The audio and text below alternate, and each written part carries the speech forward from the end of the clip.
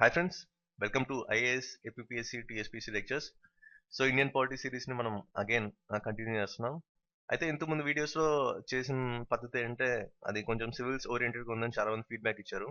అయితే ఎక్కువ మంది ఇప్పుడు గ్రూప్ 2కి ప్రిపేర్ అవుతున్నారు, దాంతోపాటు ఎస్ఎస్సికి ఆర్ఆర్బికి ప్రిపేర్ అవుతున్నారు. సో చాలా మంది మెయిల్స్ చేశారు, కొంతమంది మెసేజ్ చేశారు. ఆ ఫీడ్బ్యాక్ ఎలా ఉందంటే ఎక్కువ సివిల్ సర్వీస్ ఓరియంటెడ్లో ఉందని చెప్పారు. So sorry for that. Again నేను మళ్ళీ బేసిక్ లెవెల్కి వచ్చేస్తున్నాను. సో ఇప్పటి నుంచి ఈ వీడియో సిరీస్ అన్ని మీకు ఏంటంటే స్పెషల్ గ్రూప్ 2 ఓరియంటెడ్ ఉంటే దాంతోపాటు ఎస్ఎస్సికి ఆర్ఆర్బికి కూడా హెల్ప్ అవుతాయి. సో ఎవరైతే బేసిక్ లెవెల్ కాంపిటేటివ్ ఎగ్జామ్స్కి ప్రిపేర్ అవుతున్నారో వాళ్ళందరికీ ఈ వీడియో సిరీస్ అనేది మీకు హెల్ప్ అవుతుంది. అయితే స్పెషల్గా సివిల్ సర్వీస్ వస్తే నెక్స్ట్ ఇన్ ఐఏఎస్ ఛానల్ని మీరు వాచ్ చేయండి. దీంట్లో కంప్లీట్ అనాలిసిస్, ఈవెన్ మీకు బుక్స్లో కూడా దొరకవు ఈ అనాలిసిస్ పార్ట్ అంతా.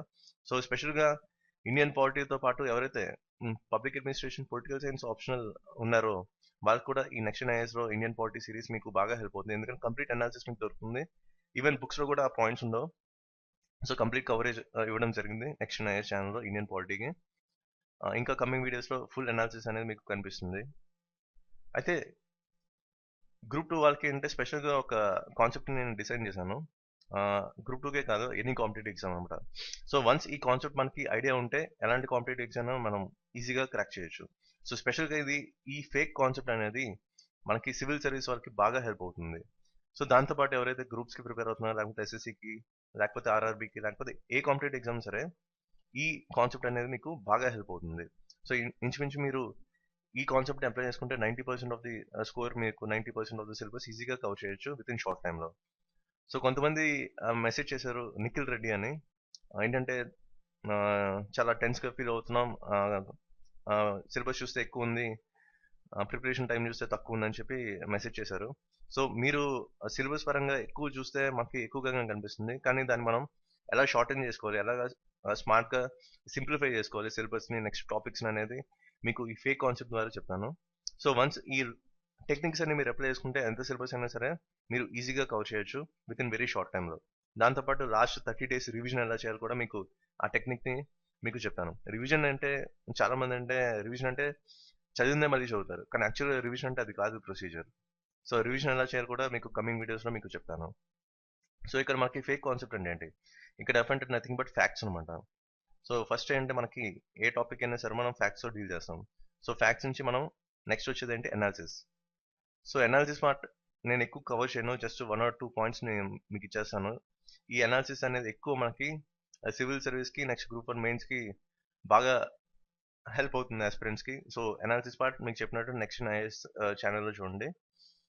నెక్స్ట్ ఇక్కడ కే అంటే కీవర్డ్స్, ఇక్కడ ఈ అంటే ఎగ్జాంపుల్స్. సో ఇక్కడ మనం ప్రతి టాపిక్ ఇంకా ఫ్యాక్ట్స్తో పాటు గ్రూప్ 2కి, ఆర్ఆర్బికి, ఎస్ఎస్సికి అనాలిసిస్ లైట్గా ఉంటుంది. దాంతోపాటు ఎక్కువ మనం స్ట్రెస్ చేసేది కీవర్డ్స్, దాంతోపాటు ఎగ్జాంపుల్స్. సో ఈ 4ని మనం లింక్ చేసుకుంటూ మనం ఒక టాపిక్ని డీల్ చేయబోతున్నాం. సో ఇక్కడ ఏంటంటే మనం ఒక టాపిక్ని పూర్తిగా సింప్లిఫై చేస్తాం. నెక్స్ట్ రివిజన్ చేసేటప్పుడు మీకు ఆ మ్యాజిక్ అనేది తెలుస్తుంది. సో మల్టిపుల్ టైమ్స్ ఎక్కువ రివిజన్ చేస్తే అది ఆటోమేటిక్గా మీకు ఆ లాంగ్ టర్మ్ మెమరీలో మీకు షిఫ్ట్ అవుతుంది. ఇప్పుడు ఏంటంటే మనం టెక్స్ట్ బుక్ చదువుతున్నాం అంటే అది ఒక షార్ట్ టర్మ్ మెమరీలో ఉంటుంది, నెక్స్ట్ డేకి మళ్ళీ మర్చిపోతాం చాలా వరకు. సో దాన్ని మనం ఎలా ట్యాకిల్ చేయాలో కూడా మీకు ఈ వీడియోస్ ద్వారా మీకు చెప్తాను. అయితే రీసెంట్గా మనకి సిలబస్లో హిస్టరీ ఆఫ్ ఇండియాతో పాటు కల్చరల్ హెరిటేజ్ ఆఫ్ ఇండియా అని కూడా ఇంక్లూడ్ చేశారు మనకి జనరల్ స్టడీస్ పేపర్లో. సో ఇండియన్ ఆర్ట్ అండ్ కల్చర్కి పెద్దగా బయట బుక్స్ ఏం లేవు.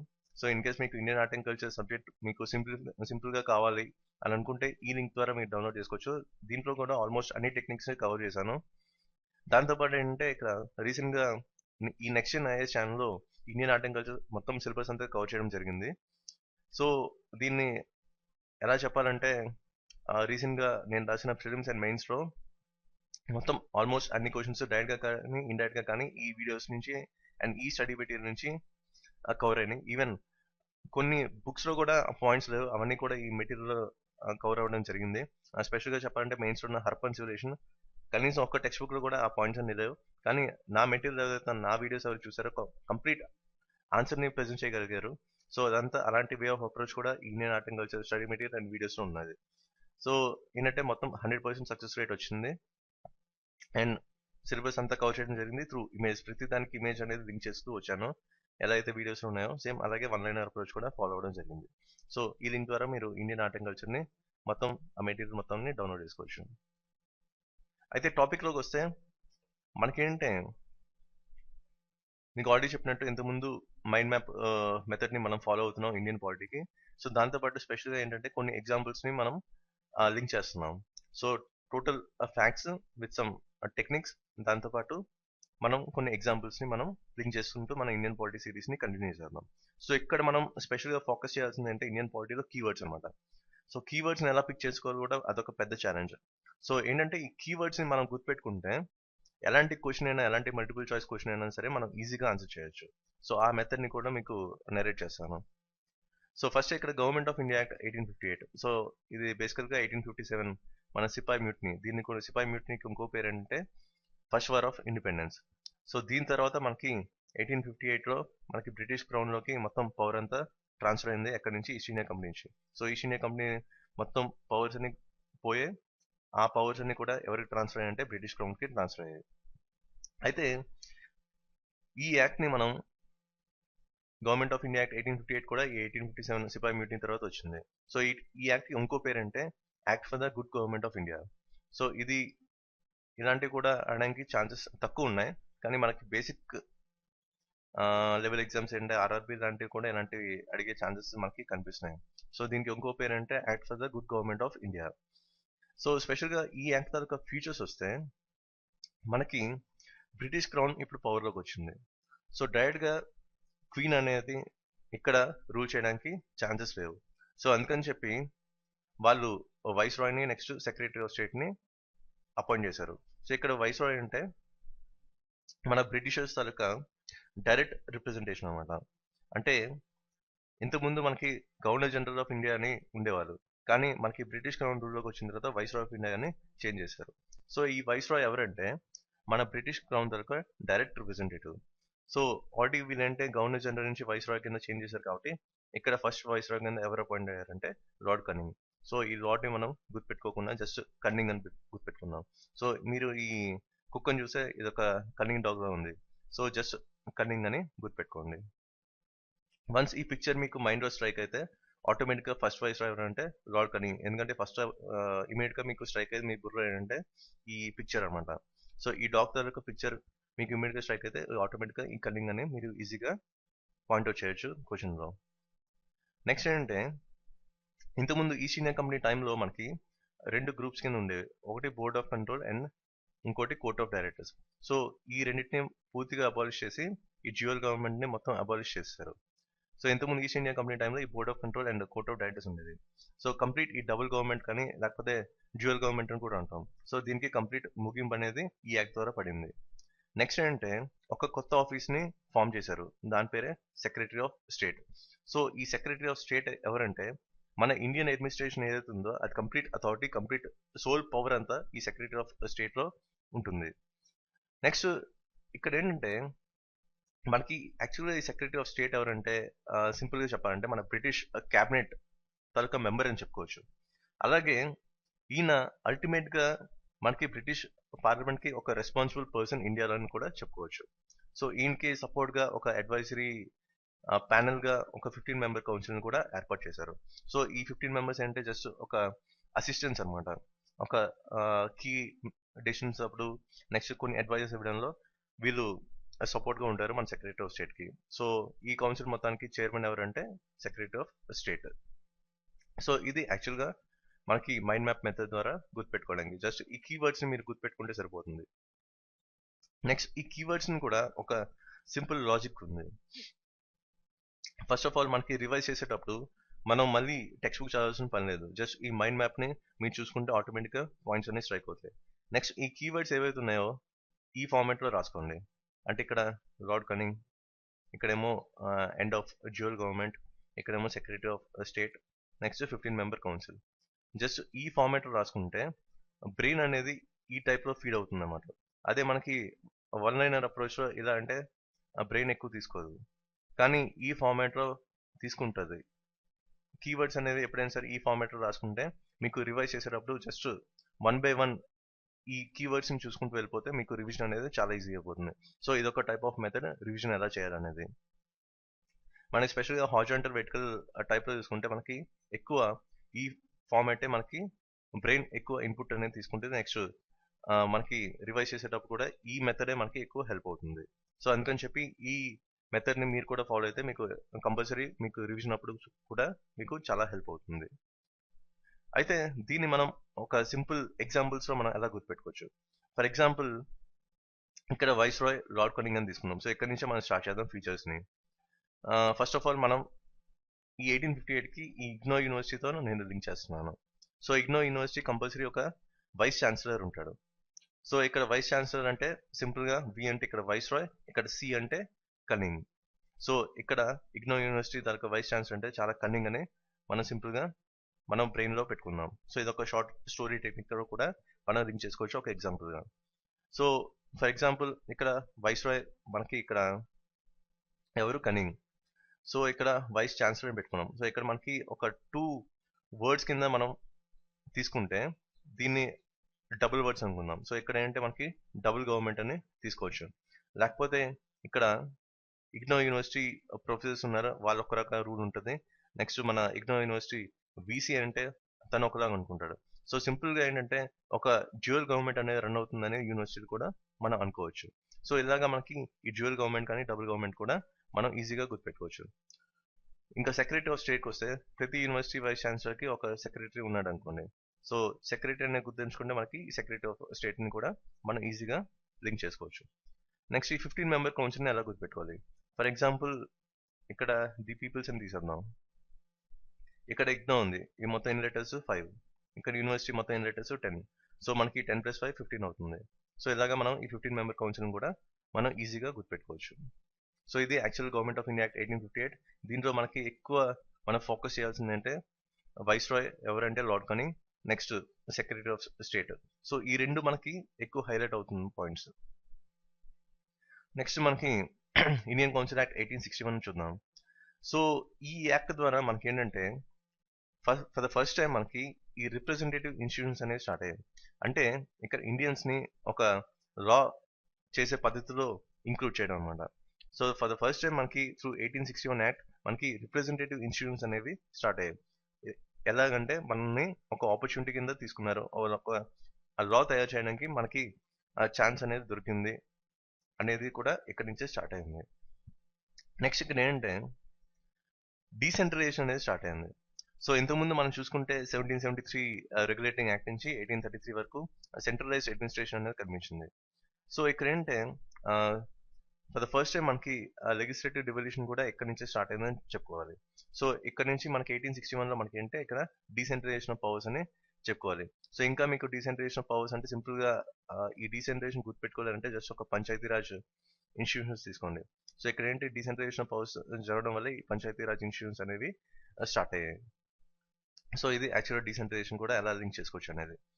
నెక్స్ట్ ఈ డీసెంట్రలైజేషన్ జరగడం వల్ల ఆ ప్రొవిన్సెస్కి వాళ్ళ అటానమీ వచ్చినట్టు మనకి ఈజీగా తెలుస్తుంది. అంటే ఇక్కడ ఏంటంటే ఇంటర్నల్ అటానమీకి ఎక్కువ వీళ్ళు ఫోకస్ చేసినట్టు అర్థమవుతుంది. నెక్స్ట్ ఇది కాకుండా కొత్త లెజిస్లేటివ్ కౌన్సిల్స్ కూడా వీరు ఫామ్ చేశారు. సో న్యూ లెజిస్లేటివ్ కౌన్సిల్స్ ఎక్కడెక్కడ స్టెప్ బై స్టెప్ ఫామ్ చేశారంటే బెంగాల్లో, నెక్స్ట్ పంజాబ్లో, తర్వాత నార్త్ వెస్ట్ ఫ్రంటియర్ ప్రొవిన్సెస్లో కూడా వీరు ఎస్టాబ్లిష్ చేయడం జరిగింది. సో బెంగాల్లో మనకి 1862లో ఫామ్ చేయడం జరిగింది. తర్వాత పంజాబ్ మనకి 1897లో చేశారు.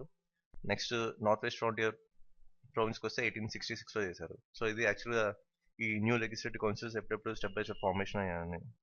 నెక్స్ట్ ఇంకోటి ఏంటంటే మనకి ఇక్కడ వైస్రాయ్ దాకా పవర్స్ పెంచారు.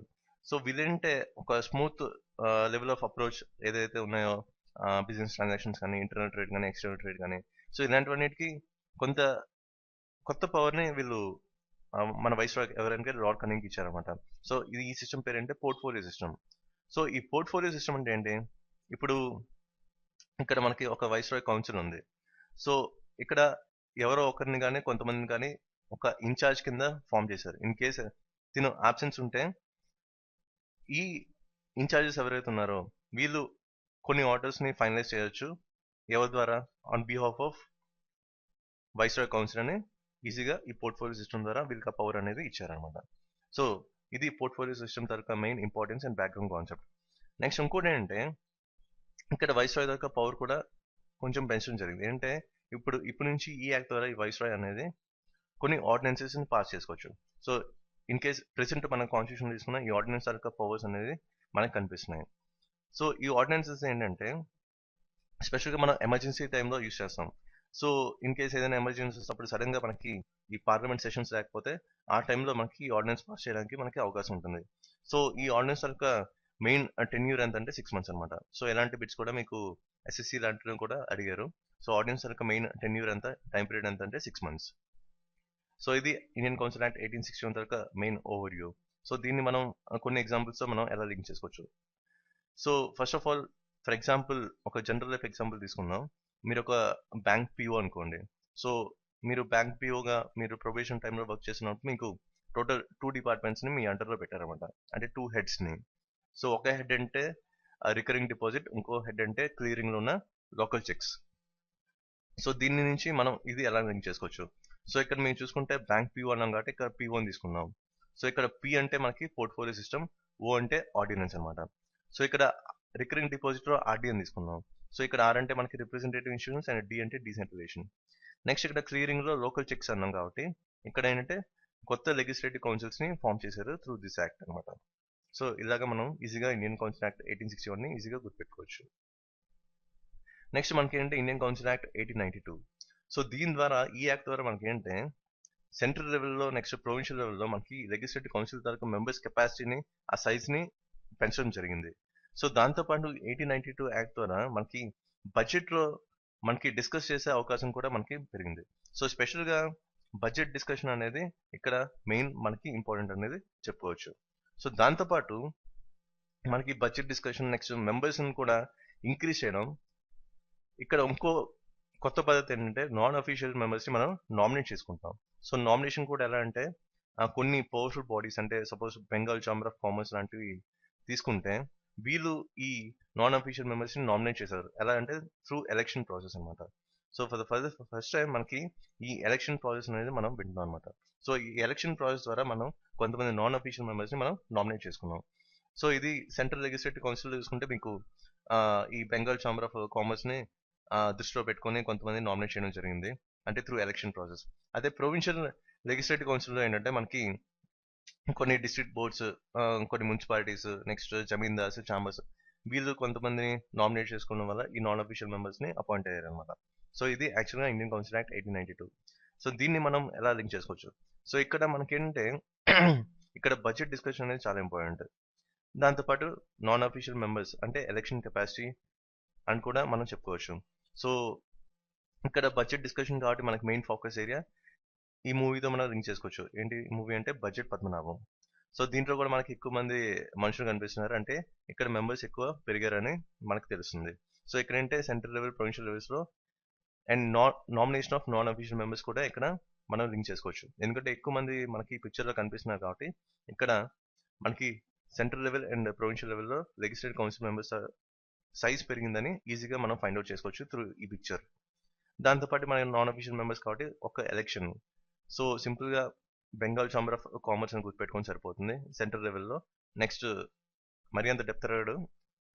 ప్రొవిన్షియల్ లెవెల్లో మనకి ఏంటంటే ఎక్కువ ఎలక్షన్ ప్రాసెస్ లో పార్టిసిపేట్ చేసింది through for the nomination of non official members. A bodies అంటే డిస్ట్రిక్ట్ బోర్డ్స్, మున్సిపాలిటీస్, యూనివర్సిటీస్, దాంతోపాటు కొన్ని జమీందార్స్, కొన్ని లోకల్ ఛాంబర్స్. సో ఇది ఇండియన్ కౌన్సిల్ యాక్ట్ 1892.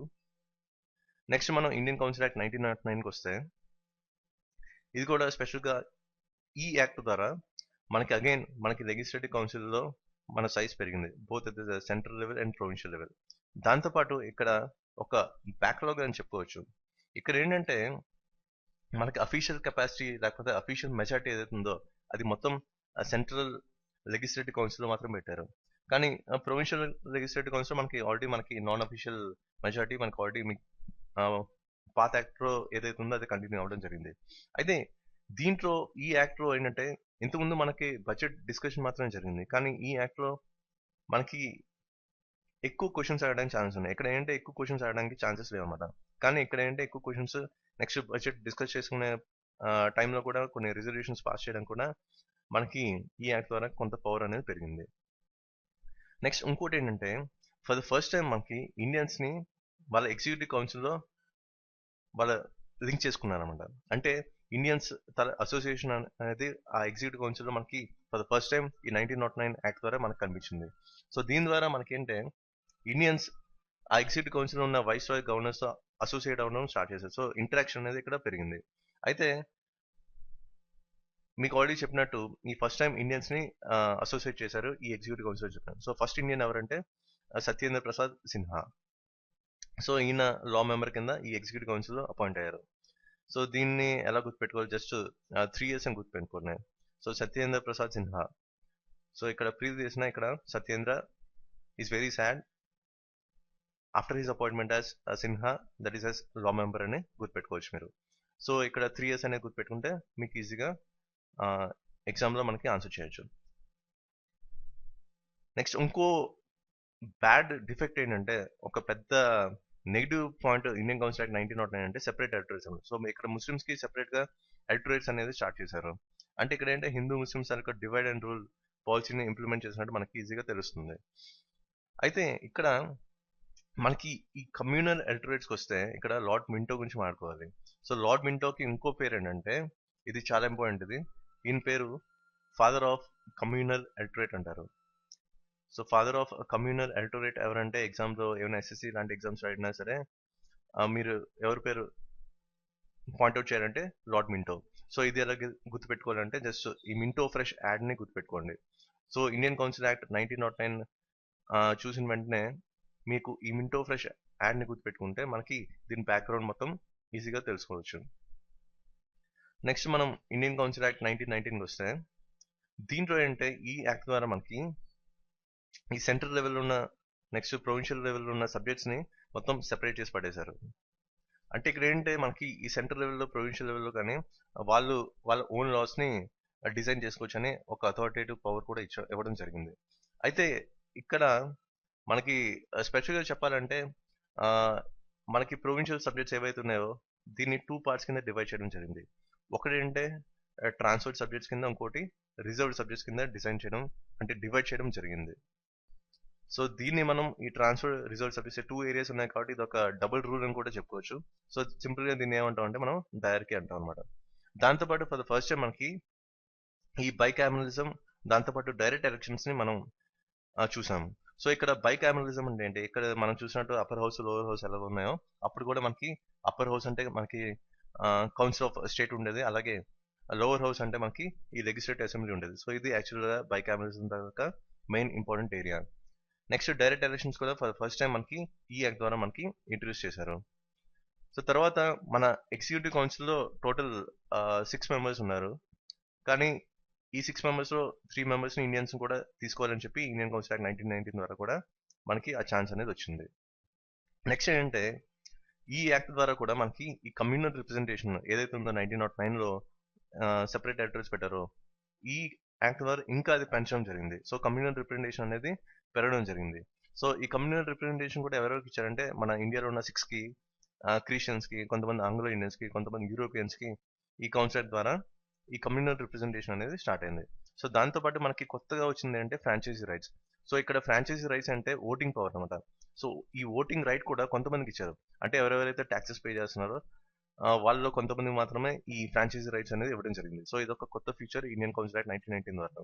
నెక్స్ట్ ఇంకో స్పెషల్ ఫీచర్ అంటే మనకి పబ్లిక్ సర్వీస్ కమిషన్ అన్నమాట. ఫర్ ఎగ్జాంపుల్ మనం ఇప్పుడు టీఎస్పీసీ, ఏపీఎస్సీకి మనం అప్లై చేస్తున్నాం, దాంట్లో అప్పుడు 1919లోనే ఈ పబ్లిక్ సర్వీస్ కమిషన్ అనేది స్టార్ట్ అయింది. సో ఇలాగా మనకి సివిల్ సర్వెంట్స్ అనేది అప్పటి నుంచే రిక్రూట్ చేసుకోవడం స్టార్ట్ అయింది. పర్టికులర్ ఇయర్ చెప్పాలంటే 1926 నుంచి స్టార్ట్ అయింది అనమాట. సివిల్ సర్వీస్ ఎవరైతే ఉన్నారో సివిల్ సర్వెంట్స్ వాడిని రిక్రూట్ చేసుకోవడం 1926 నుంచి స్టార్ట్ అయింది. దాంతోపాటు ఫైనల్గా ఏంటంటే మనకి ఈ బడ్జెట్స్ని కూడా సెపరేట్ చేశారు. అంటే సెంట్రల్ లెవెల్లో ఉన్న బడ్జెట్ వాళ్ళు ఇండివిజువల్గా ఫ్రేమ్ చేసుకోవచ్చు, నెక్స్ట్ ప్రొవిన్షియల్ లెవెల్లో కూడా వాళ్ళు ఓన్ ఇండివిజువల్ బడ్జెట్ని ఫ్రేమ్ చేసుకోవచ్చు. సో ఇలాగా ఇండియన్ కౌన్సిల్ యాక్ట్ ద్వారా ఈ సెపరేషన్ అనేది జరిగింది సెంట్రల్ లెవెల్లో, ప్రొవిన్షియల్ లెవెల్లో. సో ఇది యాక్చువల్గా ఇండియన్ కౌన్సిల్ యాక్ట్ 1919. సో దీన్ని మనం ఎలా గుర్తుపెట్టుకోవాలి, జస్ట్ ఏంటంటే ఈ బీసీడీ అనే డాక్యుమెంట్ని మీరు ఒక పీడిఎఫ్ ఫార్మాట్లో మీరు డౌన్లోడ్ చేసుకుంటున్నారని గుర్తుపెట్టుకోండి. సో ఇక్కడ బీసీడీ అంటే ఏంటి, ఇక్కడ బి అంటే మనకి బైకామరలిజం. సి అంటే మనకి కమ్యూనల్ రిప్రజెంటేషన్, డి అంటే డైరెక్ట్ ఎలక్షన్స్, దాంతోపాటు మనకి డయార్కీ. ఇక్కడ పీడిఎఫ్ అంటే మనకి పబ్లిక్ సర్వీస్ కమిషన్, దాంతోపాటు ఇక్కడ కూడా డి ఆల్రెడీ మీకు చెప్పిన డైరెక్ట్కి కూడా మనం లింక్ చేసుకోవచ్చు. ఇక్కడ ఎఫ్ అంటే మనకి ఫ్రాంచైజీ రైట్స్. సో ఇలాగా మనం ఇండియన్ కౌన్సిల్ యాక్ట్ 1990ని సింపుల్గా ఈ బీసీడీ పీడిఎఫ్ అని గుర్తుపెట్టుకోవచ్చు. నెక్స్ట్ మెయిన్ యాక్ట్, ఇది కొంచెం important act, Indian council act 1935. So ఈ యాక్ట్ తరగతి స్పెషాలిటీ ఏంటంటే మొత్తం ఇప్పుడున్న కాన్స్టిట్యూషన్ అంతా దీని బేస్ మీద డిజైన్ చేయడం జరిగిందని చెప్పుకోవచ్చు. సో దాంతో పాటు మనకి ఏంటంటే ఒక రెస్పాన్సిబుల్ గవర్నమెంట్ ఫామ్ చేయడానికి కూడా ఇది ఒక బేసిక్ అప్రోచ్ కింద మనం తీసుకోవచ్చు. సో దీని ద్వారా మనకి ఏంటి టోటల్గా ఇది ఒక పెద్ద లెంగ్తీ డాక్యుమెంట్ అని కూడా చెప్పుకోవచ్చు. దీంట్లో టోటల్గా మనకి 321 సెక్షన్స్ ఉంటాయి, దాంతోపాటు 10 స్కెడ్యూల్స్ ఉంటాయి అన్నమాట. సో యాక్చువల్గా దీంట్లోకి వస్తే, దీని ఫీచర్స్లోకి వస్తే మనకి first of all India federation చెప్పుకోవాలి.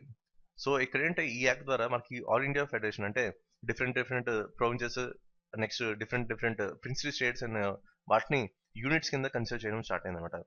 సో ఇక్కడ ఏంటంటే టోటల్గా ఈ సెంట్రల్ లెవెల్లో నెక్స్ట్ ఈ ఆల్ ఇండియా ఫెడరేషన్లో ఉన్న ప్రిన్సిపల్ స్టేట్స్ అని చెప్పాను చూసారా, ఏవైతే ప్రొవిన్సెస్ ఉన్నాయో వాటిని యూనిట్స్ అన్నాం. సో వీటిని టోటల్గా ఒక 3 లిస్ట్ కింద డివైడ్ చేశారు. సో ఆ 3 లిస్ట్ ఏంటంటే మనకి ఇక్కడ పి అంటే మనకి ప్రొవిన్షియల్ లిస్ట్, ఇక్కడ ఎఫ్ అంటే ఫెడరల్ లిస్ట్, సి అంటే మనకి కాన్కరెంట్ లిస్ట్. సో ఈ టైప్లో 3 లిస్ట్ కింద డివైడ్ చేయడం జరిగింది. సో టోటల్గా చూసుకుంటే రెసిడ్యూరీ పవర్స్ ఏవైతే ఉన్నాయో మొత్తం అవి వైస్రాయ్ చేతిలోనే ఉన్నాయన్నమాట. అయితే ఇంకోటి ఏంటంటే స్పెషల్ ఫీచర్ ఇక్కడ డయార్కి ఏదైతే ఉందో అది సెంట్రల్ లెవెల్ ఉంది, ఇంతకుముందు మనకి ఏంటంటే ప్రొవిన్షియల్ లెవెల్ ఉంది.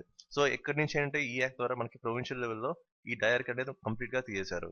సో వీళ్ళకి ఎక్కువ ప్రిఫరెన్స్ దేనికి ఇచ్చారంటే ప్రొవిన్షియల్ అటానమీ. సో ఇది ఒక స్పెషల్ ఫీచర్, ప్రొవిన్సెస్కి కంప్లీట్ అథారిటీ అనేది ఇచ్చారు ఈ యాక్ట్ ద్వారా.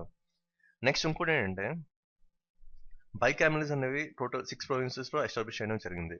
సో టోటల్గా 11 ప్రొవిన్సెస్లో ఈ బైకామరల్స్ అనేవి 6 ప్రొవిన్సెస్లో వీళ్ళు ఎస్టాబ్లిష్ చేయడం జరిగింది. సో దాంతోపాటు ఏంటంటే ఇంకోసారి ఈ కమ్యూనల్ రిప్రజెంటేషన్ అనేది ఎక్స్టెండ్ అయింది మనకి 1909, 1919, ఇప్పుడు 1935. సో దీంట్లో కమ్యూనల్ రిప్రజెంటేషన్ ఎవరికి ఎక్స్టెండ్ అయిందంటే మనకి తక్కువ జాతి వాళ్ళు అంటే షెడ్యూల్ క్యాస్ట్, దాంతోపాటు ఉమెన్ కొంతమందికి, దాంతోపాటు ఎవరైతే వర్కర్స్ ఉన్నారో వాళ్ళు కూడా లేబర్, వీళ్ళు కూడా ఈ కమ్యూనల్ రిప్రజెంటేషన్ ఎక్స్టెండ్ చేశారు. సో దాంతోపాటు ఫ్రాంచైజ్ రైట్స్ ఇంకొంతమందికి ఎక్స్టెండ్ చేశారు. టోటల్గా చూసుకుంటే ఇప్పుడు ట్యాక్సెస్ ఎవరైతే కట్టబేస్తున్నారో కొన్ని కమ్యూనిటీస్ వాళ్ళు కూడా ఈ ఫ్రాంచైజ్ రైట్స్ అనేవి ఎక్స్టెండ్ చేయడం జరిగింది. సో ఇదొక స్పెషల్ ఫీచర్, కమ్యూనల్ రిప్రజెంటేషన్ దాంతోపాటు ఫ్రాంచైజ్ రైట్స్ కూడా ఎక్స్టెండ్ చేయడం జరిగింది ఈ యాక్ట్ ద్వారా. నెక్స్ట్ అంటే ఇక్కడ RBI reserve bank of India establishment కూడా జరిగింది. ఎందుకంటే రిజర్వ్ బ్యాంక్ ఆఫ్ ఇండియా అంటే కంప్లీట్ అప్పుడు బిజినెస్ ట్రాన్సాక్షన్స్ ఎక్కువ ఉన్నాయి కాబట్టి కరెన్సీ ఇన్ఫ్లోకి నెక్స్ట్ వాళ్ళ క్రెడిట్ కంట్రోల్కి ఈ బ్యాంక్ని సెట్ చేశారు. సో దాన్నే మనం రిజర్వ్ బ్యాంక్ ఆఫ్ ఇండియా, అది ఏ యాక్ట్ ద్వారా వచ్చిందంటే 1935 యాక్ట్ ద్వారా వచ్చింది. దాంతోపాటు అంటే మనకి ఇక్కడ ఆల్రెడీ మీకు సెపరేట్ చేసి పడేశారు కాబట్టి ఇక్కడ పబ్లిక్ సర్వీస్ కమిషన్ కూడా సెపరేట్ అయింది. అంటే ఫెడరల్ లెవెల్లో మనకి ఇప్పుడు సివిల్ సర్వీస్ అలా ఇప్పుడు కంపేర్ చేసుకున్న దానికి ఫెడరల్ పబ్లిక్ సర్వీస్ కమిషన్ అంటాం. అదే మనకి స్టేట్ వైజ్ ఇప్పుడు ఏపీఎస్సీ, టీఎస్పీఎస్సీ అప్పుడు ప్రొవిన్షియల్ పబ్లిక్ సర్వీస్ కమిషన్ కూడా అనేవాళ్ళు అనమాట. సో ఇలాగా పబ్లిక్ సర్వీస్ కమిషన్ కూడా ఈ సెంట్రల్కి నెక్స్ట్ స్టేట్కి డివైడ్ చేయడం జరిగింది. సో ఫైనల్గా ఏంటంటే ఒక ఫెడరల్ కోర్ట్ కూడా వీరు ఎస్టాబ్లిష్ చేశారు ఈ 1935 యాక్ట్ ద్వారా. సో ఈ ఫెడరల్ కోర్ట్ అనేది ఎప్పుడు స్టార్ట్ అయిందంటే 1937లో. సో ఇది యాక్చువల్గా ఇండియన్ కౌన్సిల్ యాక్ట్ 1935 యొక్క మెయిన్ ఫీచర్స్. సో దీన్ని మనం ఎలా గుర్తుపెట్టుకోవాలి? సో సింపుల్గా చెప్పాలంటే ఈయన హాలీవుడ్ స్టార్ ఎవరంటే జానీ డెప్. సో జానీ డెప్లో మనం జస్ట్ డిఈపీ అని తీసుకున్నాం. సో ఇక్కడ ఇదేంటే ఒక రివాల్వర్ పేరు అనమాట, దీన్ని బిఎఫ్ఆర్ అంటాం. సో జానీ డెప్ ఈ రివాల్వర్ ద్వారా వాళ్ళ అపోనెంట్స్ని అటాక్ చేశారనమాట. సో జస్ట్ ఈ కాన్సెప్ట్ని గుర్తుపెట్టుకుంటే మనం ఈజీగా ఇండియన్ కాన్సెప్ట్ 1935ని లింక్ చేసుకోవచ్చు. సో ఇక్కడ డెప్లో మనకి డి అంటే డయార్కీ, నెక్స్ట్ ఈ అంటే ఎక్స్టెండెడ్ కమ్యూనల్ రిప్రజెంటేషన్, దాంతోపాటు ఫ్రాంచైజీ రైట్స్.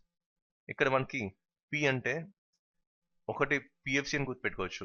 అంటే ఇక్కడ 3 లిస్ట్ కింద మనం డివైడ్ చేసాం కాబట్టి అది provincial list, federal list and concurrent list, దాంతోపాటు పబ్లిక్ సర్వీస్ కమిషన్ గుర్తుపెట్టుకోవచ్చు. నెక్స్ట్ ఇక్కడ బిఎఫ్ఆర్ అంటే ఇక్కడ బి అంటే మనకి బైకామరలిజం, నెక్స్ట్ ఎఫ్ అంటే ఫెడరల్ కోర్ట్, నెక్స్ట్ ఆర్ అంటే మనకి ఆర్బీఐ. సో ఇలాగా మనం ఈ ఇండియన్ కౌన్సిల్ యాక్ట్ 1935ని మనం ఈజీగా గుర్తుపెట్టుకోవచ్చు. సో ఫైనల్గా ఇండియన్ కౌన్సిల్ యాక్ట్ 1947. సో ఇది పెద్దగా ఇంపార్టెంట్ కాదు. సో జస్ట్ మీ అందరికీ తెలిసిన పాయింట్స్ జస్ట్ ఓవర్వ్యూలో వెళ్ళిపోదాం. సో మనకి 1947లో మన కంప్లీట్ ఇండిపెండెన్స్ వచ్చిన ఒక సావరెన్ నేషన్ కింద మనది ఇండియా అనేది ఎవాల్వ్ అయింది. సో దాంతోపాటు 2 ఇండిపెండెంట్ డొమినియన్స్ అంటే ఇండియా అండ్ పాకిస్తాన్ కింద మనం డివైడ్ అయ్యాం. దాంతోపాటు ఇక్కడ కాన్స్టిట్యూషన్ డిజైన్ చేసుకోవడం కూడా మనకి పవర్స్ అనేవి పెరిగినాయి. అంటే ఇక్కడ కాన్స్టిట్యూంట్ అసెంబ్లీస్ తరగతి ఫార్మేషన్ జరిగింది. అవి అంటే త్రూ అవుట్ మన కాన్స్టిట్యూషన్ ఆఫ్ ఇండియా ఫ్రేమ్ అయ్యే వరకు ఇది మొత్తం లూప్ హోల్స్ అని కానీ ఫీచర్స్ అన్ని కానీ మన కాన్స్టిట్యూషన్ డిజైన్ చేయడానికి కాన్స్టిట్యూంట్ అసెంబ్లీస్ అనేది హెల్ప్ అయ్యాయి అనమాట. దాంతోపాటు సివిల్ సర్వీస్ ఏదైతే పెట్టారో మొత్తం డిస్కంటిన్యూ చేసి పడేశారు. ఇంతకుముందు మనం చూసినట్టు 1926లో ఈ రిక్రూట్మెంట్ అనేది స్టార్ట్ అయింది. సో వన్స్ ఈ యాక్ట్ వచ్చిన తర్వాత ఈ సివిల్ సర్వీస్ని కూడా క్యాన్సిల్ చేశారు. దాంతోపాటు ఇక్కడ ఏంటంటే 1858లో మనకి ఆ యాక్ట్ ద్వారా మనకి viceroy secretary of state ని ఈ ఆఫీసెస్ ని ఎస్టాబ్లిష్ చేశారు. సో 1947 ఈ రెండు కూడా తీసేశారు అనమాట. నెక్స్ట్ ఇంతకుముందు మన ప్రిన్సిపల్ స్టేట్స్ అనే ఒక యూనిట్స్ కింద ఉన్నాయని చెప్పుకున్నాం ఆల్ ఇండియా ఫెడరేషన్ లో. సో ఇప్పుడు ఏంటి కంప్లీట్ ఫ్రీడమ్ వచ్చేసింది. ప్రిన్సిపల్ స్టేట్స్ కంప్లీట్ ఫ్రీడమ్ అనేది అనౌన్స్ చేయడం జరిగింది. నెక్స్ట్ ఇక్కడ స్పెషల్ గా మనకి అనుకున్నది అంటే గవర్నెన్స్ అవ్వాలి. సో కంప్లీట్ గవర్నెన్స్ పవర్ అనేది మన చేతిలోకి వచ్చేసింది. నెక్స్ట్ బ్రిటిష్ వాళ్ళకి అంటే ఎలాంటి వీటో పవర్ లేదు. సో ఎలాంటి బిల్స్ పాస్ చేయడం కూడా వీళ్ళకి అధికారం లేకుండా ఈ యాక్ట్ అనేది హెల్ప్ అయింది ఇండియా. సో ఇది యాక్చువల్ ఇండియన్ కాన్స్టిట్యూషన్ 1947. సో ఇది యాక్చువల్ మెథడ్ మనం ఏంటంటే మైండ్ మ్యాచ్ మెథడ్ అంటే కీవర్డ్ అప్రోచ్, దాంతోపాటు ఎగ్జాంపుల్స్ మనం లింక్ చేసుకున్నాం. సో ఇది టోటల్ అప్రోచ్ ఇండియన్ పాలిటీ మనకి ఎవల్యూషన్ ఆఫ్ ఇండియన్ కాన్స్టిట్యూషన్ ఇప్పటికి మనకి కంప్లీట్ అయిపోయింది. ఈ టాపిక్ అనేది కంప్లీట్ చేయడం జరిగింది. సో ఇన్ కేస్ మీకు ఈ వీడియోస్ కనుక నచ్చినట్టయితే మీరు, ఎందుకంటే ఫ్యూచర్లో నేను టెక్నాలజీ మొత్తం అప్గ్రేడ్ చేయగలుగుతున్నాను. చాలా మంది ఇప్పటికీ స్పాన్సర్ చేశారు. ఒక 40 మంది దాకా స్పాన్సర్ చేయడం జరిగింది. ఇన్ కేస్ మీకు కనుక ఈ వీడియోస్ నచ్చినట్టయితే మీకు నాకేమైనా ఒక ఫీ ఫార్మాట్లో మీరు ఏమైనా పే చేయాలనుకుంటే ఈ లింక్ ద్వారా పే చేయొచ్చు. జస్ట్ ఎంత కాదు, జస్ట్ ఒక ₹9 పే చేయడం సరిపోతుంది. సో ఈ చిన్న చిన్న అమౌంట్స్ అని ఫ్యూచర్లో ఈ టెక్నాలజీ ఏవైతే ఉన్నాయో సాఫ్ట్వేర్స్ అని, నెక్స్ట్ ఒక పెన్ గ్రాఫిక్స్ టాబ్లెట్ని పర్చేస్ చేయడానికి నాకు మీ కాంట్రిబ్యూషన్ అంతా, మీ ఫీ ఫార్మాట్ వచ్చిందంతా నాకు పర్సనల్గా హెల్ప్ అవుతుంది. అలాగే ఇంకా ఎఫెక్టివ్ వీడియోస్, ఇంకా హై క్వాలిటీ వీడియోస్ని డిజైన్ చేయడంలో కూడా అవి మనకి హెల్ప్ అవుతాయి. So please like the video, and I personally ask to please share this video with your SSC friends or your friends who are preparing for RRB, and also your friends who are preparing for Group 2. And please don't forget to subscribe to this channel, IAS, APPS and TSPC lectures. Thank you.